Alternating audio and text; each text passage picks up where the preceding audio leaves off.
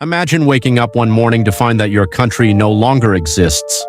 Your neighbors have become your enemies. Families are forced to flee their homes. Food becomes harder to find every day. Schools close. Businesses collapse. The sound of gunfire replaces everyday life. For millions of Nigerians between 1967 and 1970, this was reality. The Nigerian Civil War, also known as the Biafran War, was one of the deadliest conflicts in African history after independence. It lasted nearly 3 years and claimed the lives of an estimated 1 to 3 million people. Many of those who died were civilians, especially children who suffered from starvation and disease. Even today, more than 50 years later, the war remains one of the most emotional and misunderstood chapters in Nigeria's history. Some people remember it as a fight for survival. Others see it as a struggle to preserve Nigeria's unity. The memories are still deeply personal, and different communities often tell the story from different perspectives. In this documentary, we're not here to choose sides. Instead, we'll explore what happened, why it happened, and how a young nation that had only recently gained independence found itself torn apart by war. To understand the conflict, we first have to understand the Nigeria that existed before the first shot was fired. Nigeria became independent from Britain on October 1st, 1960. At the time, it was one of the largest and most diverse countries in Africa. More than 250 ethnic groups lived within its borders, but 3 major groups dominated politics: the House of Fulani in the north, the Yoruba in the west, and the Igbo in the east. During colonial rule, the British had governed these regions differently. The north was ruled largely through traditional leaders, while the South experienced more direct colonial administration and greater access to Western education. By the time independence arrived, many southern Nigerians, especially the Igbo, had entered professions such as law, medicine, teaching, and civil service in large numbers. Independence brought hope. Nigerians celebrated in the streets, politicians spoke of unity, and many believed the country could become a model for Africa. But beneath the celebrations were deep political tensions. Power was divided among the regions, and each major ethnic group feared domination by the others. Elections were often bitterly contested. Allegations of corruption, vote rigging, and regional favoritism became common.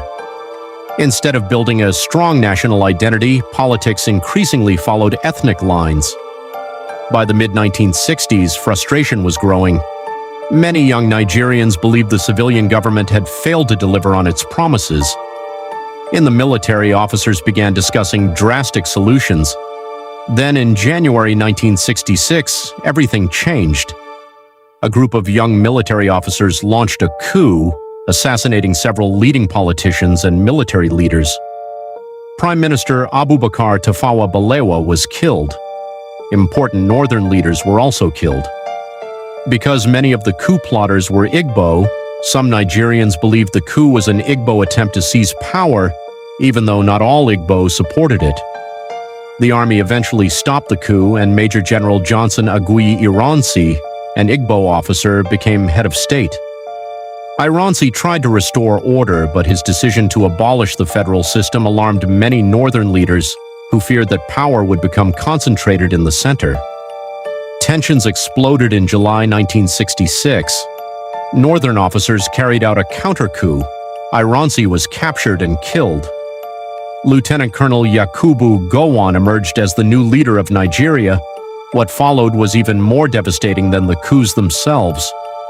Across northern Nigeria, violent attacks were carried out against Igbo civilians. Thousands were killed. Many more fled back to the eastern region, bringing with them stories of murder, destruction, and fear. For people in the east, it felt as if the Nigerian state could no longer protect them. Trust between regions collapsed. The military governor of the eastern region was Lieutenant Colonel Chukwuemeka Odumegwu Ojukwu. He argued that the safety of the Igbo people could not be guaranteed within Nigeria. Negotiations were held between Ojukwu and Gowon, including a famous meeting in Aburi, Ghana, but both sides interpreted the agreement differently. As the months passed, compromise became harder. Then another dispute emerged: control of oil.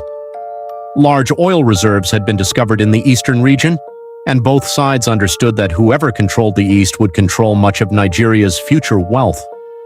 By early 1967, the country was standing on the edge of collapse. Refugees crowded eastern towns, politicians accused each other of betrayal, and soldiers prepared for the possibility of war. On May 30th, 1967, Ojukwu made a decision that would change Nigerian history forever. And that's where today's story ends. Could the war have been prevented? Share your thoughts in the comments below. Don't forget to like and subscribe. Don't miss part 2. Thanks for watching.